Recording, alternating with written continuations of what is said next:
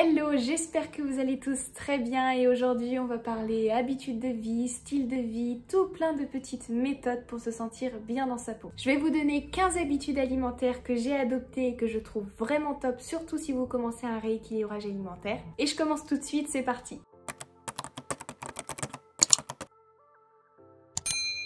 La première habitude de vie que j'ai adoptée et que je vous recommande, c'est d'avoir toujours sur vous, partout où vous allez, une bouteille d'eau. On ne pense pas toujours à boire, même si notre cerveau nous le dit, eh bien on oublie ou alors on croit que c'est de la faim et du coup on se met à manger alors qu'on a soif. Bref, ayez toujours une bouteille d'eau sur vous car déjà en la voyant ça va vous faire penser à boire. Et de deux, ça va vous permettre de bien vous hydrater tout au long de la journée et de boire au minimum 1,5 litre d'eau par jour. C'est hyper important, l'eau a de nombreux rôles. Il faut boire absolument, notre corps est constitué de 60% d'eau, alors il faut boire. Donnez de l'eau à votre corps tout au long de la journée. Deuxième habitude de vie indispensable pour équilibrer votre alimentation, d'ailleurs je devrais dire habitude alimentaire, c'est de manger par 3 dans votre assiette midi et soir. À chaque fois que vous préparez votre déjeuner ou votre dîner, coupez votre assiette en 3 et dans un quart de votre assiette, vous y mettez une source de protéines, donc viande, poisson ou œuf. Dans un autre quart, vous y mettez une source de glucides, riz, pommes de terre, pâtes, légumineuses, pain. Et le demi de l'assiette qui reste, vous y mettez des légumes, donc soit crus comme des carottes râpées, des tomates en rondelles, ou cuits comme des haricots verts, des betteraves. Ce sont les 3 aliments à mettre dans votre assiette midi et soir pour équilibrer correctement votre alimentation. Je ne parle pas du petit déjeuner car pour équilibrer le petit déjeuner c'est différent. Troisième habitude de vie à mettre en place et qui peut vous faciliter la vie, c'est de préparer vos repas à l'avance. Prenez-vous une journée ou une après-midi ou même une soirée et vous préparez 3-4 repas à l'avance en grande quantité que vous congelez. Déjà, ça vous permet d'avoir des plats prêts à l'avance maison et d'éviter d'acheter des plats préparés en grande surface qui sont pleins d'amidon modifié, d'émulsifiants, de conservateurs. De deux, vous gagnez du temps car c'est prêt, c'est sous la main et surtout c'est équilibré et maison. Et si en plus de ça vous n'aimez pas cuisiner, et bien comme ça voilà, vous prenez juste quelques heures une journée où vous faites vos repas de la semaine et comme ça après on n'en parle plus. Quatrième habitude de vie à mettre en place, et je l'ai évoqué juste avant,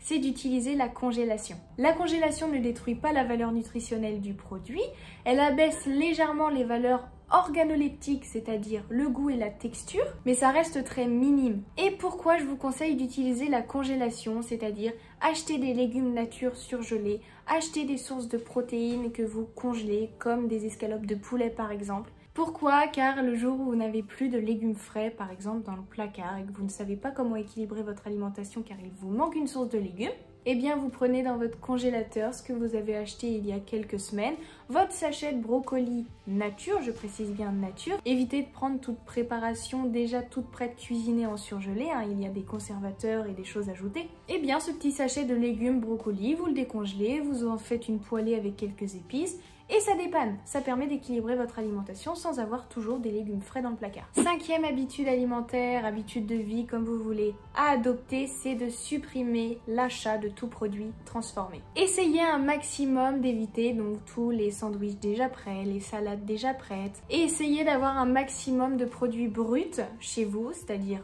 non transformés. Et ça rejoint donc le fait de préparer ces repas à l'avance qui vous permet d'avoir de quoi manger le midi quand vous n'avez pas le temps et d'éviter donc d'acheter un sandwich tout prêt ou une salade toute prête en grande surface. Manger un maximum brut, cuisiner un maximum, c'est vraiment important.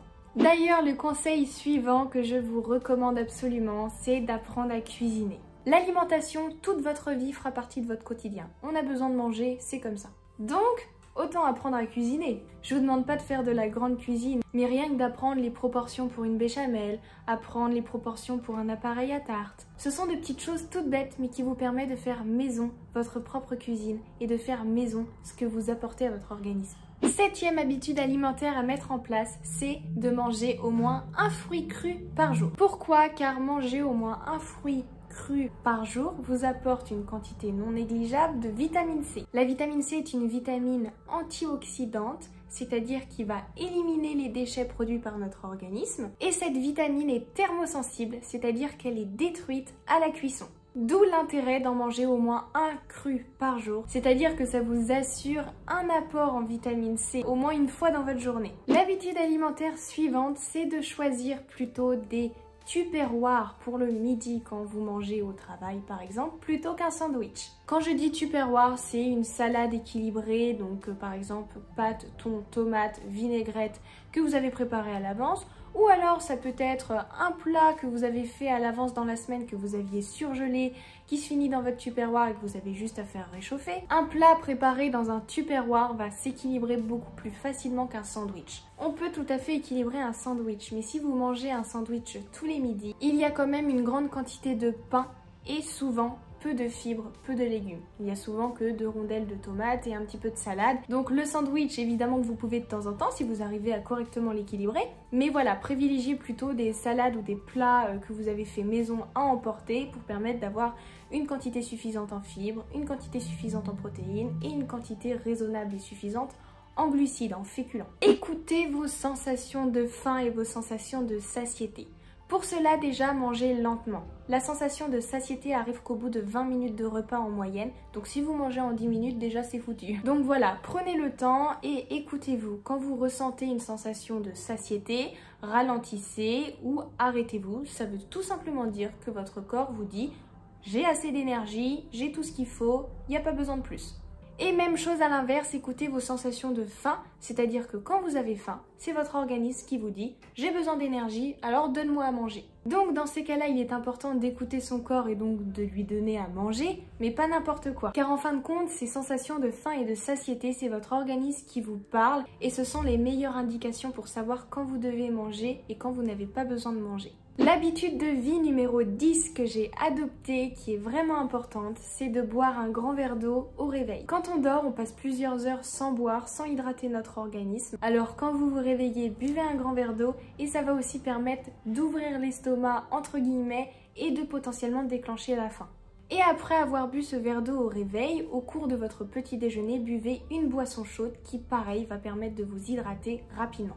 Également au réveil, je vous conseille de vous étirer, ça fait vraiment du bien. Je vous dis pas de faire une séance de yoga dès le matin, mais de vous étirer juste 30 secondes, de toucher vos pieds avec vos mains, de mettre les bras au-dessus de la tête, voilà, de faire 2-3 petits étirements, ça permet de bien se réveiller et de bien commencer la journée.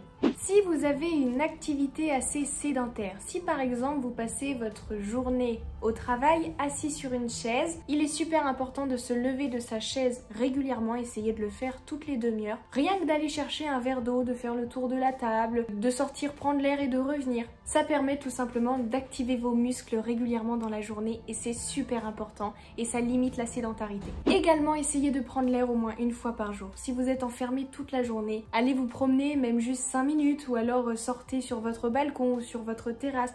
Prenez l'air. Une habitude de vie extrêmement importante à mettre en place au moins une fois par jour, c'est de marcher au moins 20 à 30 minutes par jour. Ça permet d'activer vos muscles, de limiter un maximum la sédentarité, mais aussi de prendre l'air justement. Et en plus de ça, si vous arrivez à mettre une activité physique au moins une fois par semaine, ce serait super. Que ce soit de la natation, que ce soit de la salle de sport, que ce soit du badminton, du basket, du football, eh bien ça fait du bien à l'organisme. Et c'est vrai qu'on parle souvent des muscles comme les abdominaux, les quadriceps, les mollets, les biceps, mais il y a des muscles bien plus importants comme le myocarde qui est le muscle cardiaque, le muscle du cœur. Et c'est en marchant 30 minutes par jour, en faisant une activité une fois par semaine, que vous allez maintenir et conserver ce muscle. Il faut le chouchouter. J'ai terminé avec toutes ces habitudes alimentaires, ces habitudes de vie, ces petits conseils et astuces. J'espère que ça vous a plu et que ça vous aidera à vous sentir mieux dans votre corps. Et surtout que ça facilitera, comme je l'ai dit au début, la préparation de vos repas et la mise en place d'une alimentation équilibrée. Si vous avez des questions, n'hésitez pas à me les poser en commentaire, je n'hésiterai pas à y répondre. Donnez-moi votre avis en commentaire,